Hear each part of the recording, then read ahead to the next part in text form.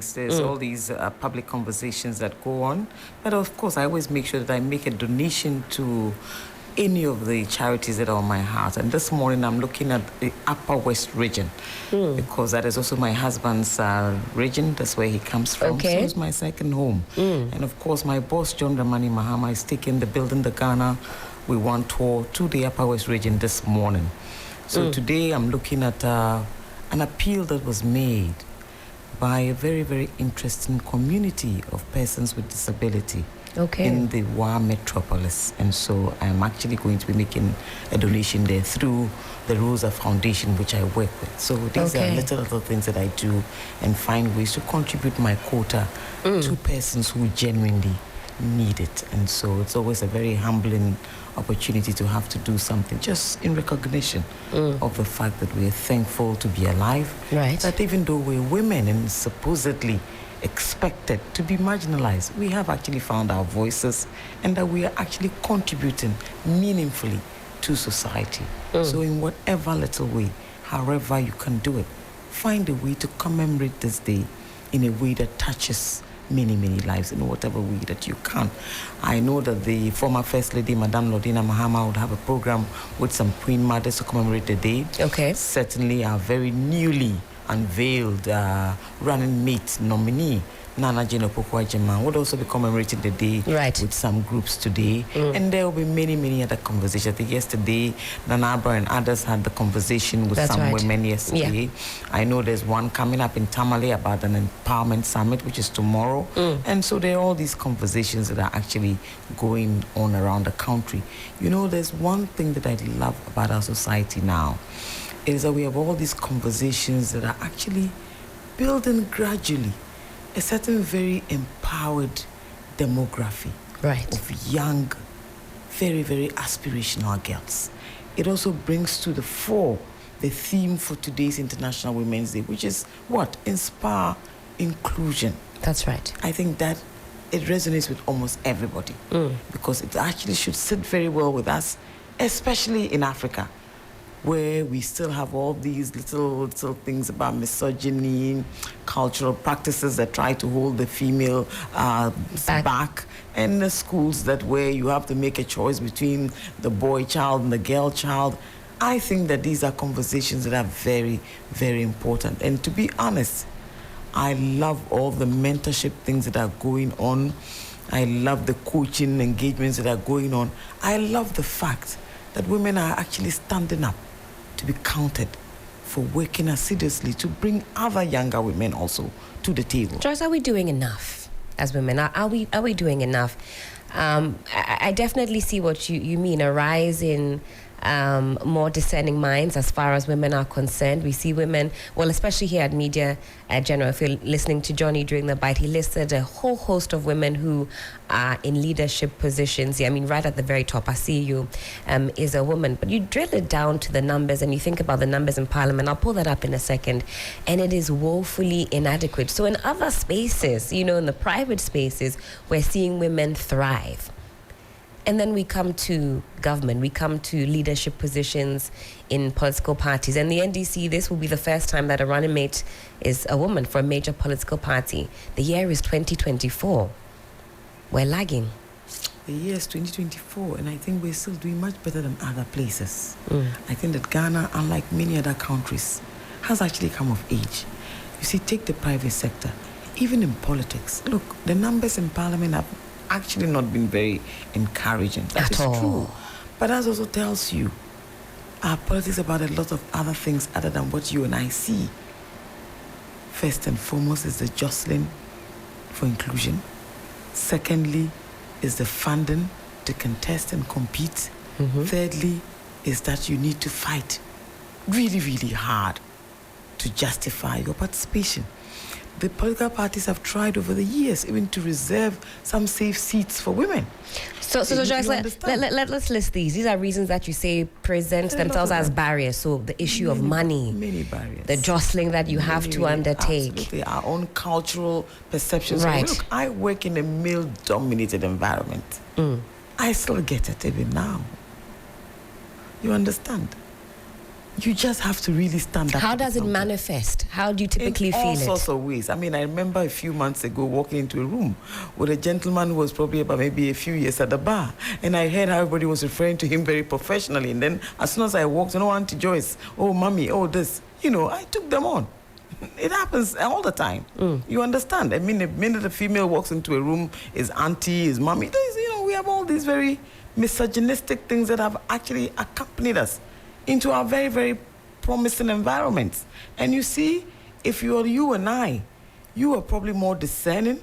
You know exactly what it is to be a female, and you know how to stand up and fight for yourself. Not many people are like that. Right. But we still have all these very traditional things that people do. In some cases, actually purely innocent. You understand? But it's the conditioning. They're used to doing it that way. Exactly. In fact, as we say, we are wired that way. So we do it, and we do it happily. It is almost as if there's a certain entitlement when you're speaking to men, and then when it comes to a woman, I mean, it's always about mama, it's always about auntie, it's always about sister. You know what I mean? So I know what you mean. Exactly. I mean, I have friends of mine who tell me, but you are no longer like a female. You act so masculine, you are so this, you are so that. But sometimes, if that is what will put you at the table and give you a voice to be heard, why not? Why not? All 6 foot of me. How is that possible? For you not to be seen or heard. So it is not always easy. But in all humility, we've actually come of age. We've really come of age. Look, there's 52% of us. To think that since Beijing, since the 31st December movement in Ghana, since FIDA, since the African Women Lawyers Association, today let me pay glowing tribute to the late Madame Edna Kuma, who stood very tall in the struggle that led to the passing of the Domestic Violence Act. She was a fantastic figure, a calm but very, very, very profound lawyer who took rights of women to a whole new level. This morning she'll be laid to rest, and we thank her for broadening his shoulders enough for all of us to feed from her fountain of enormous knowledge. There's a wealth of women out there who have done amazing things and continue to do fantastic things. What we need to start to advocate for is for the affirmative action bill to be passed into law. Yes. It is one thing we haven't tried.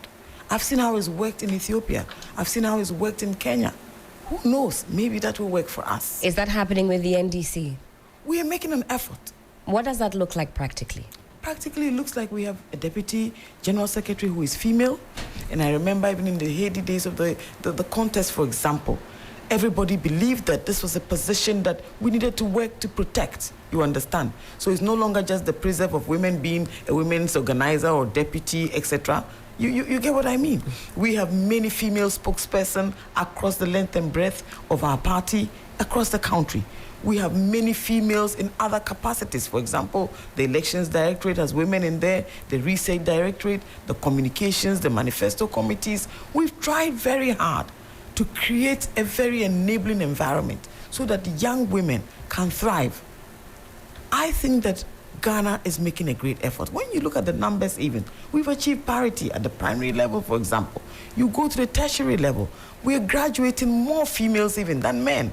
Don't forget that there's even research now from the UN that says that we need to go back and start to focus again on the boy child. Because almost as if all the attention was on building parity, and then suddenly the male children are probably being left behind. So the scales are now tipped. So the scales are now tipped. But they've been tipping for quite some time. But that's because enormous effort has gone into this, trying to re-educate, recalibrate, trying to advocate for families. For example, I come from northern Ghana. Right. In my mother's day, it wasn't always easy. And my mom still tells me how she actually won a scholarship to go to St. Monica's. And even the reasons that her uncle tried to give, that she was very well developed and maybe should go to school in some man, you know what I mean. But it took a lot of effort because she was lucky to have a father who was a magistrate, an uncle who was then a very prominent politician. So it actually made a huge difference in my mother's life. But guess what? My mother's only other sister didn't even receive a day in school. Not one day. So this is the background that I come from. So it's a blessing that we, the 6 of us girls and one brother, and we are all high achievers. That is not an easy feat. Right. But it takes enormous dedication and commitment. And you need to fight for it too. You see, sisters, sometimes you need also to stand up to be counted. Let your voice be heard. Parliament is actually the fulcrum. It is the official space where we measure, because that is where the seat of government is. That is where all the decisions are made. That is where a president is supposed to select most of his cabinet from. So if we have 20 on each side of the political divide, where we are in a multi-party system, it means that we're not doing very, very well.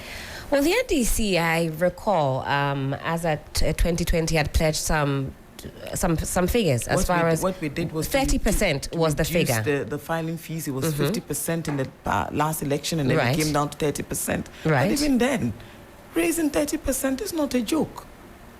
But I'm even talking about the representation as far as the party is concerned. Okay. Yeah, I thought you were talking about the filing fees. No. Okay, that's fine. In terms of representation, Professor Mills tried very hard. And I think he was close. Right. John Mahama tried. Even if he was not in cabinet, he had at least 5 or 6 cabinet ministers who were female, of prominent ministries also. But in terms of participation, in terms of actively making a difference, I think the NDC has always had a deliberate policy for inclusion. If you think of And has that materialized? Oh, yes, the policy is there, but has it, borne fruit? It has. We are all examples of the fruits that those policies have borne.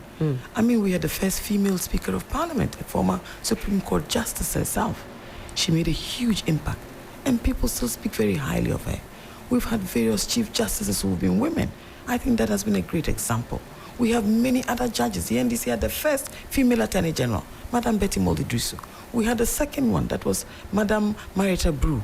So we've done quite well in terms of appointments where women have agreed to take up these appointments. Don't forget that there are cases where, for the same reasons that women refuse to put themselves up, they also decline some of these appointments. They will tell you they're going to go and consult and come back. They go and they don't come back.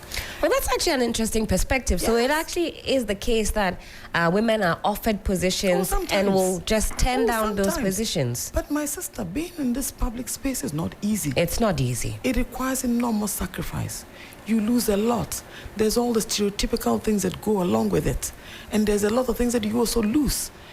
Some women have sacrificed not just their families, their relationships, their lives, a lot of things. And then, of course, to what end? They go and contest the first time, and then you lose because you don't get the sort of support that you expect. Maybe sometimes we also expect too much.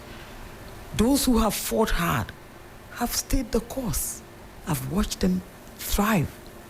You understand? On both sides, they are fantastic female members of Parliament who make a huge difference, who impact society in many ways, even beyond Parliament, whose responsibility is not just their relevance to their respective constituencies, but how they've also reached out over themselves.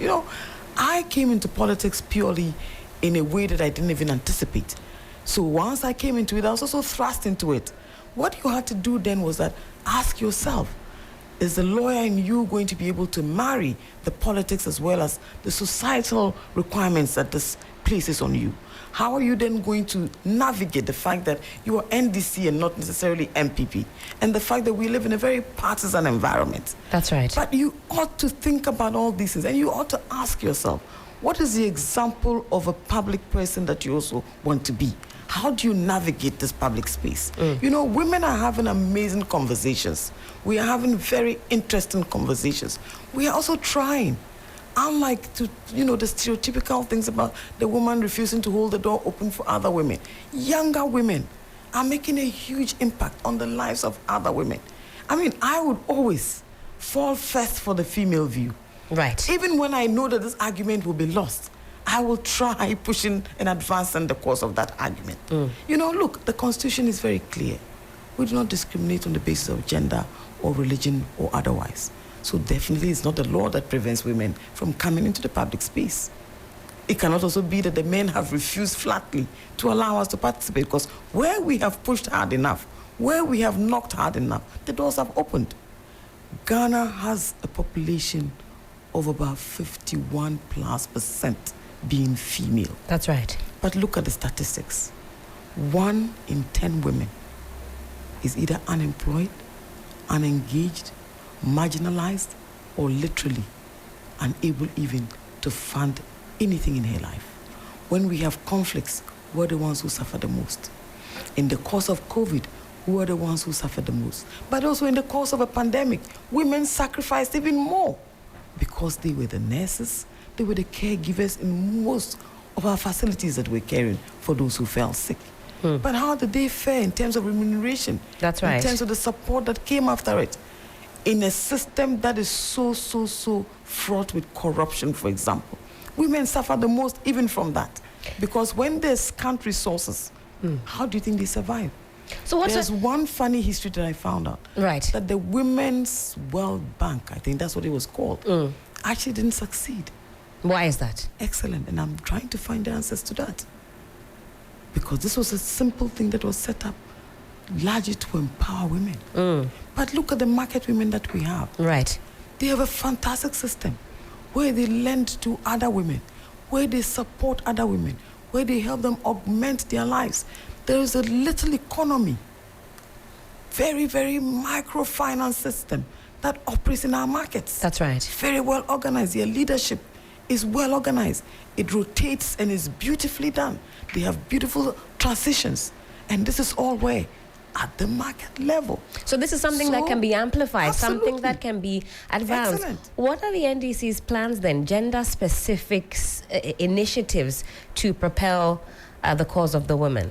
What are the plans in the pipeline? The first one is that the NDC has led by example. The NDC has gone beyond lip service, preaching inclusion and inclusivity by going to nominate a female, a well-qualified woman, a woman whose resume would fit in any category of leadership across Does it end the there? world. Is that the plan? Then that's the first one. Then when we ask, you say, we have a female running mate. You lead, but that's the point. You lead by example. I have explained to you her participation across all facets of the party's work towards Victory 2024. Her enormous contributions. That's first. Right. Because people need also to see that you are walking the talk. I've told you, Ghanaians are tired of leaders who don't speak what they believe in.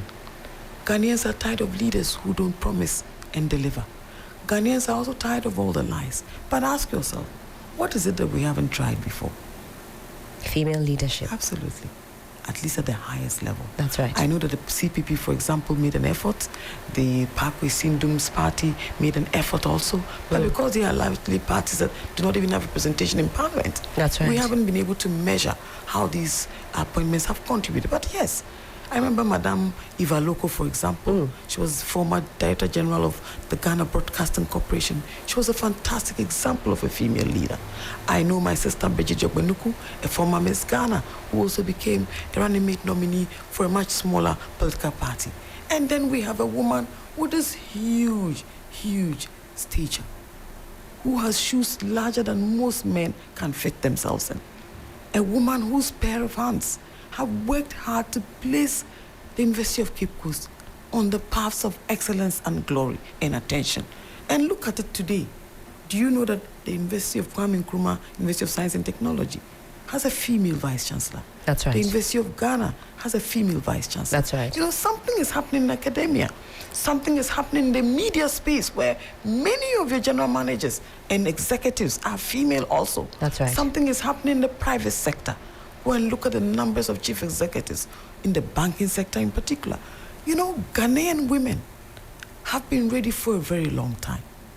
Now we have taken it a step further. And if women decide on one morning that we're going to change the face of government, then why not? But give them a leader worthy of their trust. A person in whose hands they are happy to repose their confidence. An individual who comes in not on the basis of tokenism, but because they are well qualified. And that is what we're all asking for. You talk about Professor Jane Nana Opoku-Agyeman's background in school, getting involved in, shall we say, student politics, actually, Absolutely. Because that's where it starts from. Very tender we see a age. lot of male politicians rise through the ranks, starting from the universities. Absolutely. How do we encourage our female students to take up positions, leadership positions in schools, get involved in school politics? And on that level, what is the drawback there? Have you observed the number of young girls campaigning for SRC, campaigning for NUGS, campaigning for Africa Students Union, campaigning for the private universities and GRASAG elections. You know, I know, and maybe because I've come into this space, I know many young girls who have contested elections in these institutions and won.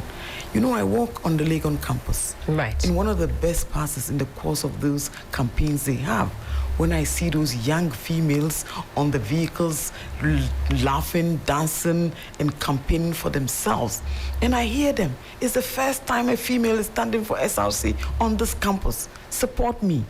Nothing beats that. Why do you think they introduced the women's commissioners? I think KNUST, they've got a female SRC president, girl. yes. Very dynamic. It happened on Legon campus. So there's a certain robust, you know, network. It's happening.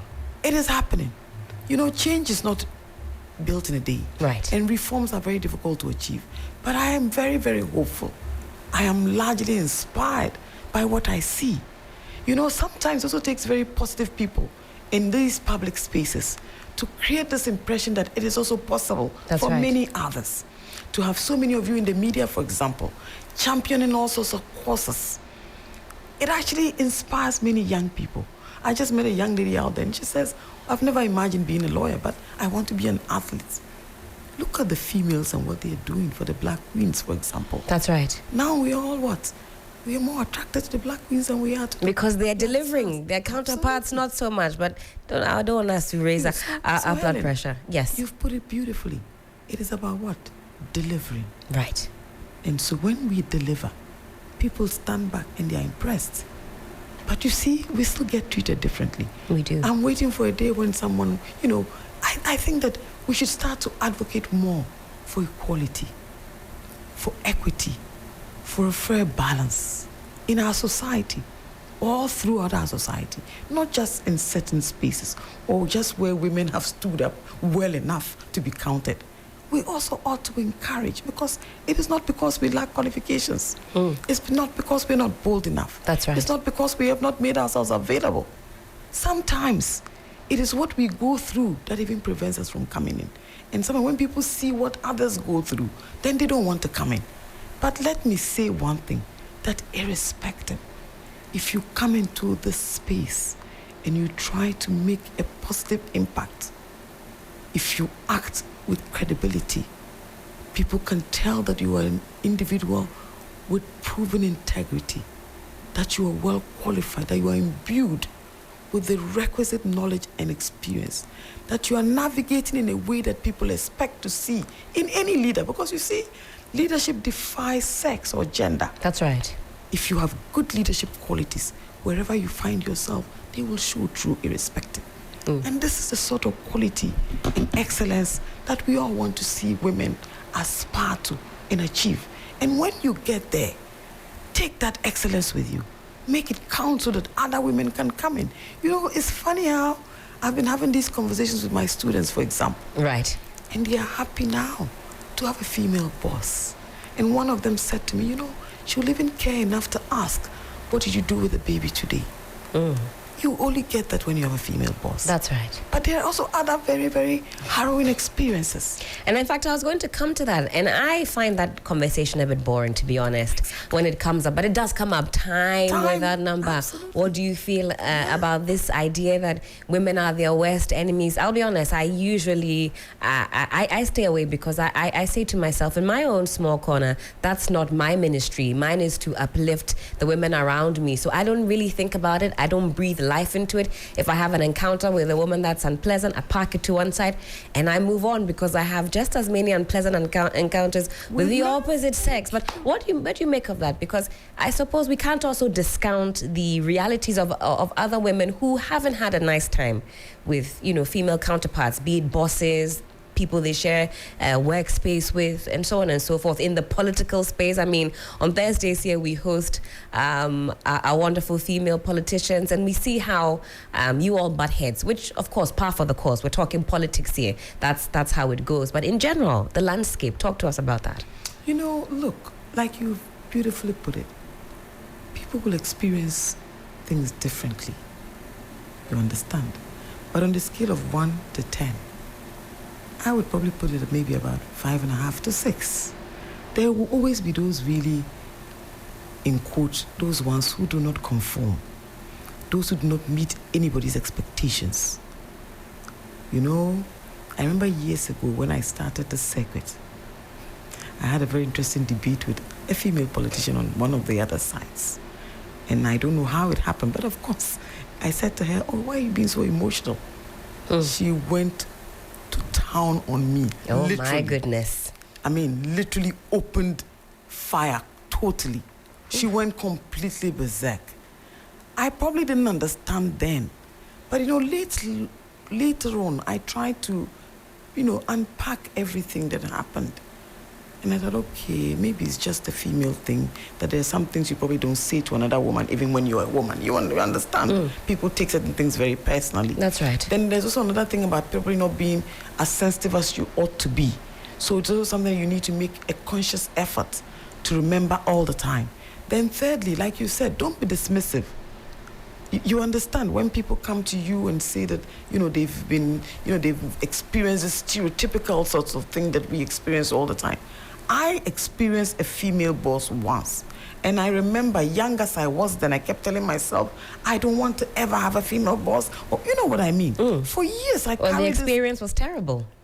I wouldn't want to even remember that experience. Right. You know, years later, the world is such an interesting place. At one of the award-winning ceremonies, this lady was there. I couldn't even bring myself even to say hello to her. Think about it. You understand? But this was a lady who literally headhunted me for the job. Yes. Literally. Met me far away from home. You understand? So sometimes we all go through these things. But you see, years later, what did that experience do for me as a boss? It made me a better boss. So there are things I wouldn't say to my female staff, for example. Right. And if I meet them, I'll always have a few minutes. And you know, funny enough, even my female clients and how they relate to me, you will marvel. Because I will always go the extra mile. I mean, somebody walks into my office, for example, and probably is going through a very difficult divorce. Every now and then I'll check in. I've built a very beautiful relationship with a Catholic priest whom I have enormous respect for. And I'll recommend that, oh, why don't you talk to Father so and so? It just might be helpful. You know, you have to find ways, because our problems will definitely not be the same as the men, my sister. It's tough out there. That is true. That is very true. It's so tough. That is very true. Well, we do have some very interesting comments here on the stream. And if you're watching us on Facebook Live, hello. Happy International Women's Day to all of you who are tuned in watching us live. We're also streaming on X, I believe. Are we on X, team? Yes, we are on X. We're not streaming on X? I think we are. We're on Facebook most definitely. So head over to Facebook, 3FM 92.7. You see myself and Joyce Bawah Mogtari. She's in the studio. So a few comments here. Joyce, have you paid these people to write all these very sweet comments? Glowing reports, or is that the strategy? We know that you guys are full of strategies. I digress. Let me read some of the comments. Not sponsored by Joyce. So these are real live comments. So this one from Yusuf says, Joyce Bawah Mogtari is a delight to watch. Good morning to you, Yusuf.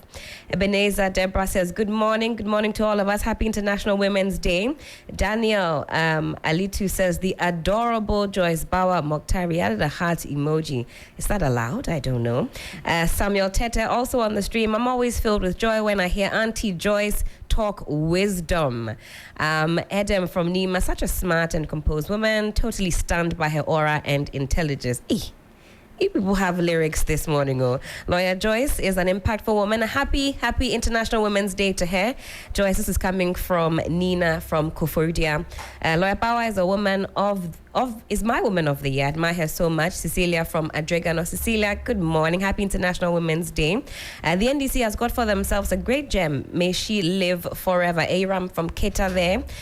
Joyce is so soft-spoken but knows when to go hard.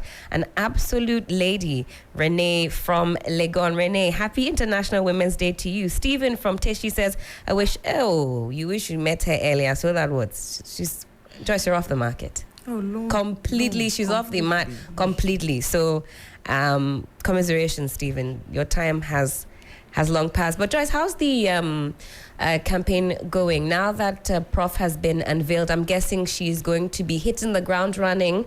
It's the month of March, so not long to go until Ghanaians head to the polls and make their decision come December 7th. What is the lineup? Quickly, as we round up on this segment. Well, very, very quickly, I've told you, Mr. Mahama this morning will be heading out to the Upper West region. Where he'll be engaging people from various, associations, trade associations, professional associations. These engagements have been going on for literally almost 6 months now, since he became leader and flag bearer of the National Democratic Congress.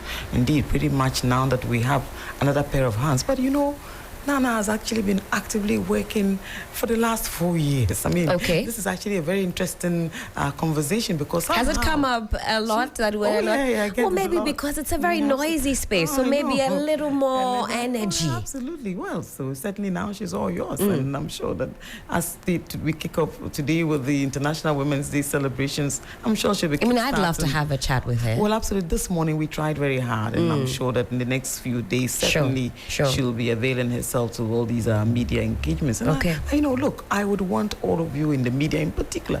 Why? The media literally propelled some other person into the position of flag bearer. We all saw him when he started. He wasn't always so special. But 4 years later... Who are you referring to, Joyce? Well, there's somebody, I don't want to mention names this morning, as we celebrate International Women's Day. But you know what I mean, so I think that sometimes it is also it behoves on us, really, to try as much as possible to engage, try and find out more about this person, because yes, women are not like men. We don't have huge chips on the shoulder. We don't have huge egos, for example. I mean, when I wake up in the morning, I have nothing to prove. Helen, all I think about is what is practical, what is good, what is safe, what is secure, and basically that's it. I don't wake up in the morning and think, how good do I look this morning? How bosh am I? I mean, I see them in the gym and I ask them, where are you going to with all these? You know what I mean? Yes. Women are completely very different. That's right. If you ask me why I wake up at 4:30 in the morning to exercise, I want to be healthy. I want to be strong for my kids. I want to be strong for my job. I want to develop a positive energy. That's right. That's about it. Why do I have a cup of espresso in the morning? It's to wake me up because I've probably had just about 2 hours of sleep. So it's all sorts of things. And, women are totally different from men. Look, if a woman has 3 kids, whether they're all sharpshooters or not, they love them all the same. That's right. They have reasons why they love each one of them differently. So somehow, biologically, God didn't intend for the man and the woman to be exactly the same. That's right. But God gave us all the same faculties, right? God put us all on this earth. He expects that conventionally we will work together. He expects that if a man is at the door, he will hold it open for a woman. That's right. He expects that if a woman is standing in the door, she will make way for other women. That's right. We expect that women who have found their way into public spaces will broaden their shoulders so that other younger women will stand on them. Look, as for the nasty things, the fallouts, these few stereotypical things that we have, they probably will be with us forever. We all experience it differently. Women like to export even their petty little, misgivings about people in a very subtle way. That's right. It's how they say it and the look on their faces and the tone in which they say it. But listen, let people experience you positively, and they would know that irrespective of what another person thinks, really, it makes no difference. That's right. I have experienced this person. I've engaged them. I've met this person. I can't believe this person will even be capable of this. I doubt that this person is what they even say that you are. I've met people who've said to me, oh, but Nana is a bit, sometimes it's almost as if she's not into it, and she's a bit too quiet for you know what I mean. That has come up. Absolutely. It's come up in a lot of places. So I always say to Nana Jane, let people experience you. But you see, people cannot experience you every day. There's 52% of us are women. That's right. How many of them will come into direct contact with you? So yes, there's a need for this media engagement. There's a need to make herself available for more public conversations outside of her normal comfort zone. And yes, maybe there are too many of these organized programs. So I would love to see that eventually she will have a media engagement, for example. Visit some media houses, engage with some of your managers, for example. Most of them are women. That's right. And try and pick their thoughts on just what they want to see in this future pair that we consider safe. And Albert Einstein said it. You know, it is not how long you lived on this earth. It is also not how much knowledge you have. It is experience that actually builds character.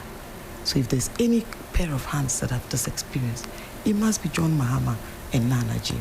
And where we are now, I think we need this experience, we need this humility, we need this decorum, we need this unity, we need nationalism and patriotism. You know, I always wanted to be a lawyer from as young as 13, for example. I see. Yes, I just love to argue and debate with anything. I love to write.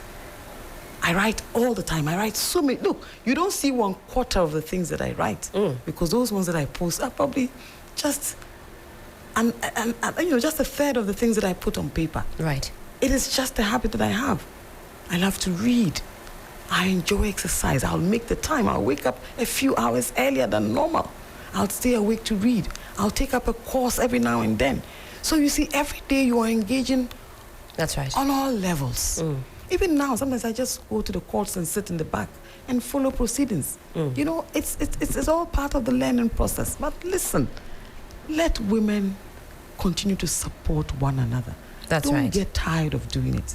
And don't give up on women, no matter the circumstances. We're certainly not losing steam here. We're not. Well, it's exactly 8 a.m. We have some more conversations to follow. I wish we could do this for a lot longer, but the time is limited. We have some fantastic conversations coming up. It is International Women's Day after all, so do stick with us. For those of you on the stream on X and on Facebook, keep following on. A lot is to come. But my guest for this particular segment has been lawyer Joyce Bawah Mogtari, special aide to former President John Dramani Mahama. Joyce, thank you so much for your time this morning. It's been an absolute pleasure. I can't wait for us to have more conversations as the weeks and months progress, as we head to the polls December 7th. It's a very energetic year for you, I know. So I'm wishing you a lot of strength and energy, and I'm looking forward to speaking to you some more. So happy International Women's Day again. Amen. An absolute delight. Delightful to Thank engage you this morning. Thank you. Happy International Women's Day to all women out there. Please help a sister, help a girl child. Absolutely. Empower any women that you know. That's right. Find out the problems that they have, speak to them, engage them. Just make way for others too. Absolutely. And remember that people will always have their views about anything. Pick and choose what you want to believe. Absolutely. That's what it's all about. Thank you. Nice meeting you, my younger Sabrina. Nice meeting you too. 3FM Sunrise.